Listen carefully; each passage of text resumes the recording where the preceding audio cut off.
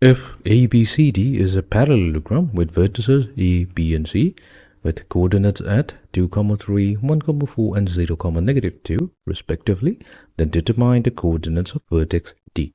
Okay, let us begin. So let's try to understand the problem graphically first. So here we have a parallelogram with vertices A, B, C, and D. The coordinates of the vertex A, B, and C are given to us, but we need to find out the coordinates of vertex D. So what we'll do, we'll assume that D has the coordinates x, y. Now we know that in a parallelogram, the opposite sides are equal. So that means if we consider a vector going from vertex A to vertex B, this vector is going to be exactly the same as the vertex going from point D to point C, or from vertex D to vertex C. In other words, we can say that AB vector is going to be equals to DC vector. Now, since we have the coordinates of the vertex A and B, we can easily find out the vector AB. So what we do, all you have to do is take the difference of the x coordinate, multiply it with I cap, indicating that this is along x direction, add it to the difference of the y coordinate, and then multiply with the j cap. We'll come back to DC in a moment.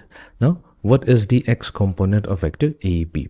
Now here our vector is going from point A to point B. This means that A is the initial point and B is the final point. So when we take the difference of the x coordinate, we take the final point minus the initial point. So here the final point, that means the x coordinate of point B, that's going to be 1. And from here we're going to subtract the x coordinate of point A, so that's 2. And for the y coordinate, we'll take 4 minus 3. So this is how we can find out the vector AB. Similarly, for DC vector, we have 0 minus x. That's going to be the difference of the x coordinate. Multiply with I cap, add it to the difference of the y coordinate. So that's -2 minus y. This will get multiplied to j cap. Now let's further simplify. So we have negative I cap plus j cap.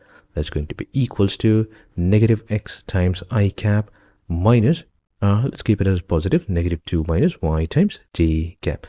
Now, since these two vectors are equal to each other, so we can say that on comparing, we get x equals to 1, and we have -2 minus y equals to +1, which means that we get y equals to -3. This simply tells us thus the coordinate of vertex D will be 1, -3.